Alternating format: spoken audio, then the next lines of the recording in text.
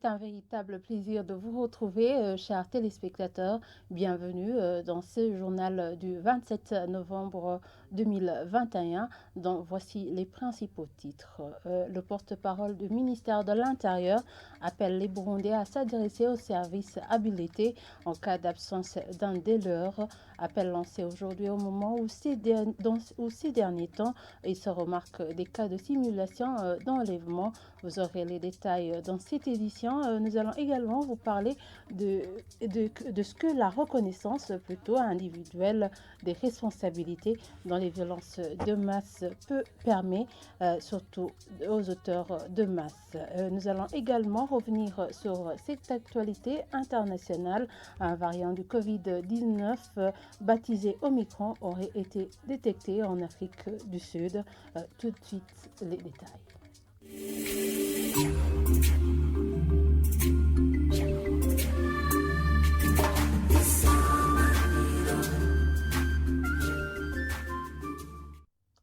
Encore une fois, bienvenue, chers téléspectateurs. Plus de 500 candidats ont passé ce samedi le test intellectuel d'entrée dans la catégorie des officiers de la force de défense nationale du Burundi au niveau national. Le porte-parole de l'armée burundaise précise que plus de 40 candidats, donc dont 5 filles, l'ont passé à l'Institut supérieur des cadres militaires de Bujumbura. Colonel Floribert Bailly-Elekié signale que la liste finale des candidats retenus sortira plutôt ce 16 décembre. Suivez-le. Les gens qui sont concernés par ce test sont des gens qui ont terminé pendant l'année scolaire 2019-2020. Ce sont des diplômés de 2020 et ce sont des gens qui ont généralement reçu le diplôme leur permettant d'être admis dans les institutions universitaires publiques. Le test va porter sur 3 matières, à savoir les mathématiques, le français et l'anglais. Quand on aura terminé ce test intellectuel, on va procéder à l'affichage des résultats pour que ceux qui ont à réclamer puissent le faire dans les délais. Et le 7, le même jour, on va procéder à la passation du test physique. Quand on aura achevé ce parcours, le 11, on va afficher cette fois-ci la liste des candidats qui auront été retenus. La liste est définitive.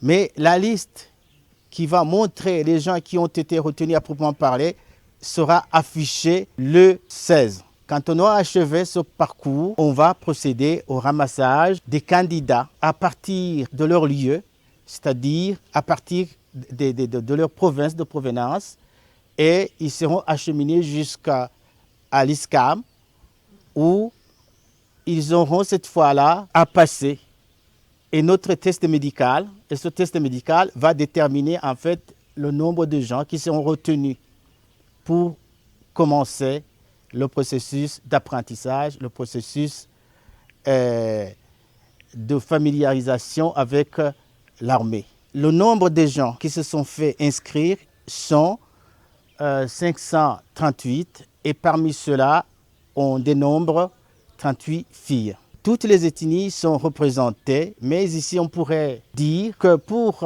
l'ethnie Twa, on a seulement eu un seul candidat. Il se remarque des cas d'enlèvement et des simulations liées aux intérêts, affirmation faite par le porte-parole du ministère de la Sécurité au cours d'un point de presse ce samedi. Pierre Moulikié a montré à la presse une personne qui a simulé un enlèvement. Le porte-parole invite les Burundais à s'adresser aux services habilités en cas d'absence d'un des leurs. Suivez-le. Les raisons de l'absence d'une personne dans une société, dans une communauté, peuvent être nombreuses et ce n'est pas nécessairement toutes les fois dans l'enlèvement. L'enlèvement, oui, elle peut exister. C'est même une infraction qui est prévue et punie par le Code pénal burundais. Et l'exemple le plus parlant est celui de cette personne qu'on vient de vous présenter, et qui a simulé un enlèvement juste pour gagner de l'argent. La personne s'est fait disparaître et a adressé un message à son épouse pour lui dire qu'elle était enlevée et par des personnes qu'elle ne connaissait pas, qu'elle était bandée et qu'elle elle avait été emmenée dans un endroit inconnu. Quand il y a quelqu'un qui est absent dans une société, dans une communauté, je le rappelle, il faut que les personnes qui sont au courant s'adressent aux services compétents, habilités, pour qu'on puisse procéder à la recherche de cette personne. Et une fois informés, ces services alors s'activent pour rechercher ces personnes et la plupart sont retrouvés. Et pour ceux qui ne sont pas encore retrouvés, c'est que le dossier est sous traitement, c'est que les recherches continuent. La reconnaissance individuelle de ses responsabilités dans les violences de masse permet à l'auteur de ces actes de se décharger du fardeau du passé. L'expert en justice transitionnelle Jean Bosco Harerimana estime que ceux qui ne veulent pas les assumer craignent de ternir leur propre image. Suivez à ce propos Jean Bosco Harerimana. Ce que l'on voudrait comprendre par la reconnaissance de responsabilité individuelle contre les messages haineux, c'est que les auteurs des crimes de masse aillent en public devant une audience, ce que l'on appelle les audiences publiques, et parler, dire en détail de ce qu'ils ont fait. S'ils ont enlevé une personne, dire en détail de l'enlèvement jusqu'à la mort. L'importance de reconnaître les responsabilités individuelles est justement d'individualiser les responsabilités. Parce que souvent, dans les sociétés divisées comme la nôtre, division ethnique, division régionale, division institutionnelle, la tendance est que les auteurs se cachent derrière ces catégories ethniques, régionales, pour justifier ce qu'ils ont fait. Et c'est ce qui se transmet de génération en génération. Le deuxième niveau, c'est de guérir eux-mêmes. Les auteurs portent souvent un lourd fardeau de leur passé. Oui, ils peuvent prétendre être des personnes normales, mais selon la littérature qui existe, il a été prouvé que les auteurs portent un lourd fardeau de ce qu'ils ont fait. Troisièmement, c'est la contribution même à la guérison des victimes. Alors, le fait de reconnaître et de le dire en détail que tel a été enlevé, a été tué, et dire tout ce qui s'est passé, ça permet de réparer aussi les victimes, de les permettre de guérir le fardeau qu'ils portent depuis des décennies. Cette loi existe même au Burundi. Il est vrai, elle est venue un peu tardivement, parce que les mécanismes de justice transitionnelle sont mis en place en décembre 2014, mais la loi vient un peu tard, 2016, si je ne me trompe pas. Au Burundi, puisque nous n'avons pas encore commencé les audiences publiques, où à la fois les auteurs, les témoins et les victimes s'expriment publiquement, nous attendons voir comment la loi va s'opérationnaliser.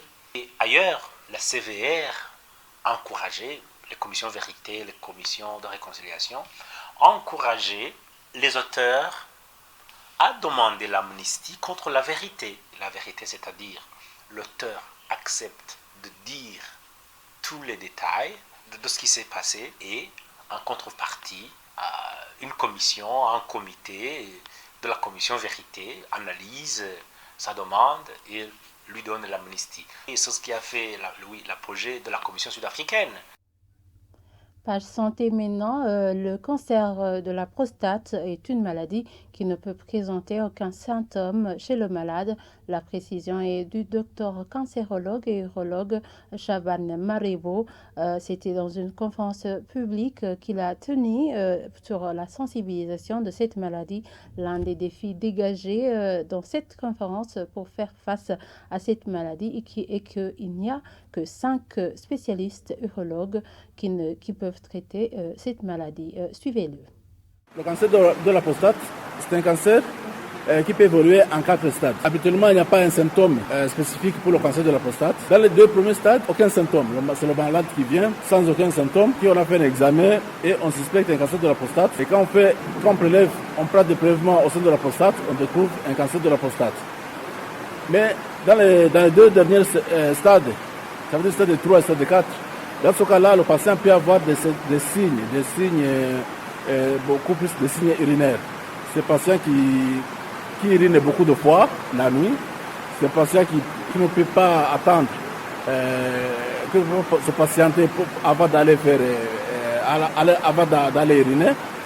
C'est un patient qui peut même être bloqué, avoir un blocage au niveau des urines et avec une impossibilité de faire d'uriner. Mais dans ce cas-là, c'est vraiment au stade beaucoup plus avancé. Et parfois, il y a d'autres signes, par exemple des douleurs au niveau des os, comme les os du bassin, les os de la colonne vertébrale. Dans ce cas-là, c'est un patient qui arrive avec des douleurs atroces. Mais en général, il n'y a pas vraiment un symptôme, un signe qu'on peut dire que voilà, ça c'est un signe de cancer de la prostate. Pour on dit que la maladie est traitable. Et non seulement traitable, d'abord il faut le diagnostiquer. Et je me dis qu'au Burundi, le diagnostic du cancer de la prostate est tout à fait possible à 100%, sans aucun problème. Et même pour le traitement, il y a plusieurs types de traitements du cancer de la prostate. Et dans plus de 90% de types de traitements, ici au Burundi, c'est faisable.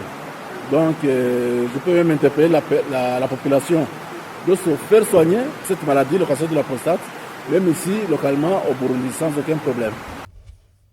En international, en Afrique du Sud, un nouveau variant de Covid-19 appelé Omicron a été détecté, potentiellement plus contagieux, selon les informations que nous tirons de France 24. Plusieurs pays ont stoppé ou restreint les vols vers ce pays, des mesures qui concernent au moins 5 États voisins. Un premier cas a été détecté sur le continent européen et en Belgique. Suivez ce reportage de nos confrères de France 24. C'est devenu une réaction presque automatique en cas de nouveaux variants du Covid. La suspension des vols. Plusieurs pays classent l'Afrique australe dans le rouge. Les vols vers 7 pays sont annulés. Les voyageurs ne sont pas tous d'accord. Le Covid est une chose sérieuse, mais les nouveaux variants vont continuer à surgir. Est-ce qu'on va continuer à tout fermer à chaque nouveau variant ?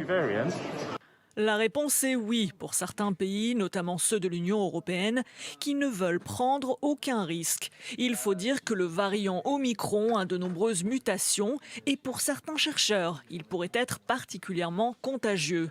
L'Afrique du Sud, elle, estime qu'il est encore trop tôt pour connaître les effets du variant.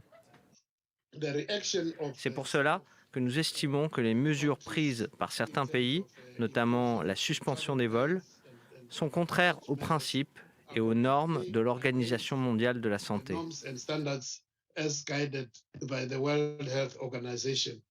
Il existe une crainte d'une nouvelle envolée des cas de Covid qui est couplée avec l'inquiétude de voir la crise économique empirer.